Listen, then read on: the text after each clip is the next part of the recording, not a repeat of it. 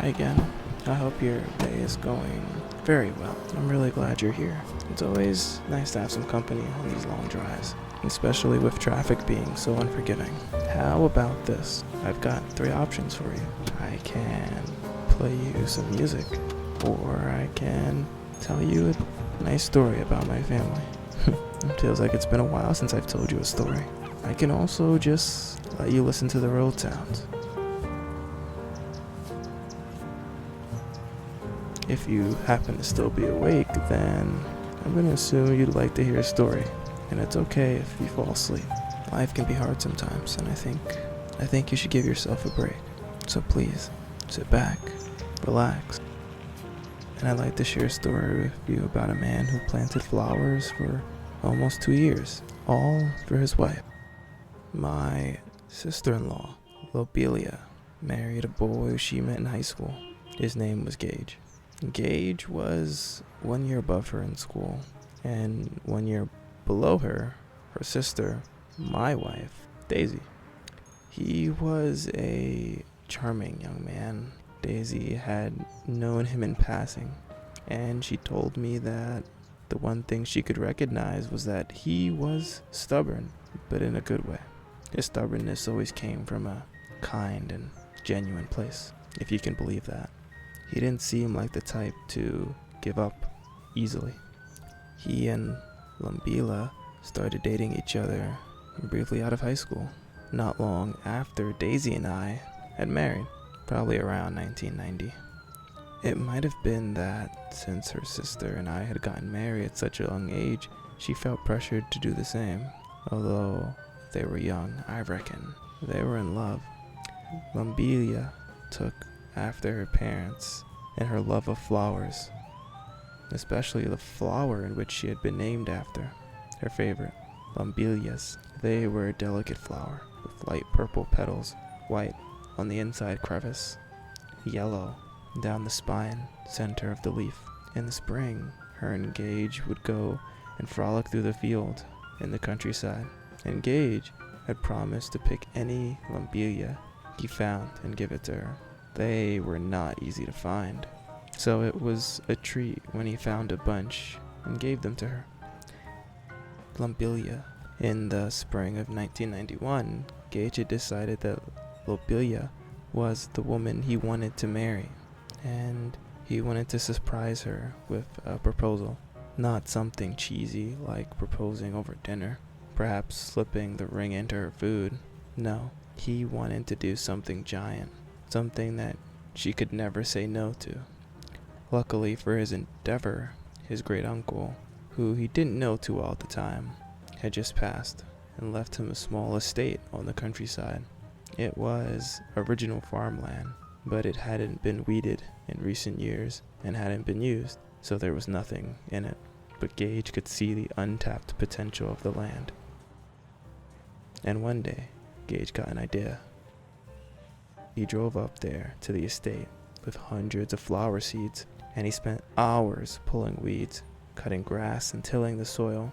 He then planted dozens of Lobelias in the yard. A few days later, he continued his work, pulling weeds and planting more and more flowers, all Lobelias. Lobelias are perennial plants, which means that you plant them in the spring and they'll grow next spring. You also have to water them once a week. Gage planted a bunch of them during that week and over the course of multiple days. So he had quite a responsibility on his hands now. The Lobelias would be ready to blossom for his proposal in 1 year. Until then, he had to drive up to that yard on the countryside and spend an hour or 2 every other day watering his 100 of plants. Each time, Lobelia knew nothing about the project. Obviously, he wanted to keep it a surprise for her for when he proposed to her.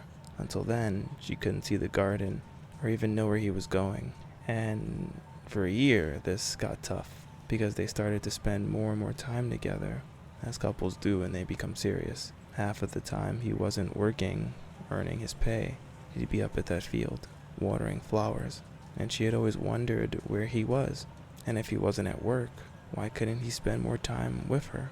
Several months into it, she got worried that he was having an affair. He had reassured her of his love, but couldn't tell her where he was going. He reminded himself that it would all be worth it soon. The winter got really tough. There was no house in the field where he was working, and he was working in frigid conditions. So far, there had been a hose in the yard, hooked up to a pump, which he filled his water cans from. But in December, the pipes froze, and he had to start bringing tubs of water with him when he drove up there. And still, he couldn't tell Lobelia where he was going or what he was doing.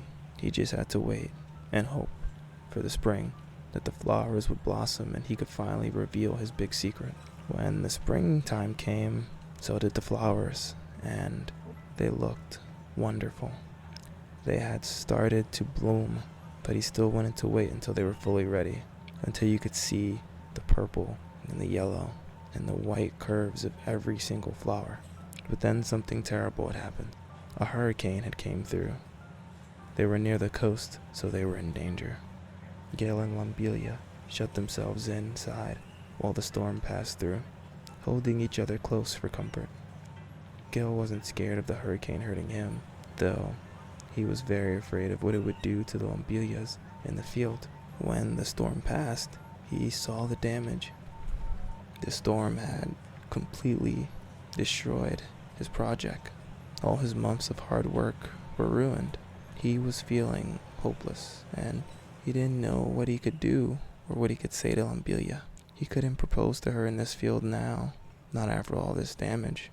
Still, he decided to wait, and he decided he would do it all over again, just to get it right. He would wait a whole nother year to propose to her, so that he could do it the way he wanted. Gale pulled up every one of those flowers and planted fresh seeds, and he spent that spring replanting hundreds of Lobelias, refusing to let nature win, refusing to show Lobelia his failure, and refusing to settle for just trying his best. Lobelia started to get worried again about where he was going. Gage and Lobelia had been dating for a couple years at this time now, and she was secretly wondering when he would propose. Last year, when he started his project, it seemed early for that, but now they knew everything there was to know about each other. She wondered in the back of her head if he was just stringing her along. Gage had to tell her he had gotten another job on the side to make more money. He said he was working for a lumber company, cutting down trees. She asked him why he needed to do so much work, and he told her it was for her. Months after months of winter came around the second time, he had to go out once again into the freezing cold and water those plants. He kept his eye on the weather forecast, knowing that if another hurricane came through the area, he wouldn't be able to wait another year. Luckily for him, the weather favored him this year.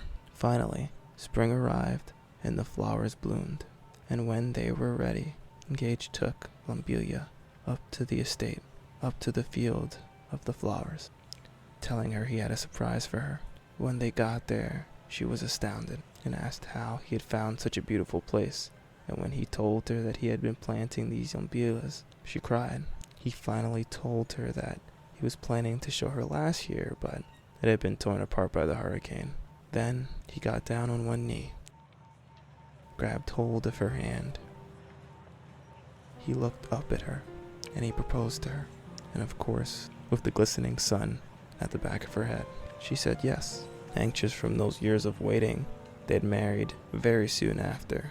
They ended up selling the field of Lobelias to buy a home together. After Gale had cultivated the land and planted the fathers in it, the resale value was now much higher than 2 years ago when he had started the project. Now, 27 years later, they have 3 kids. 2 of them are in college right now, and they look back on those memories. They look back on that field. Maybe someday their kids will find someone of their own, someone willing to plant 2 years of flowers for them.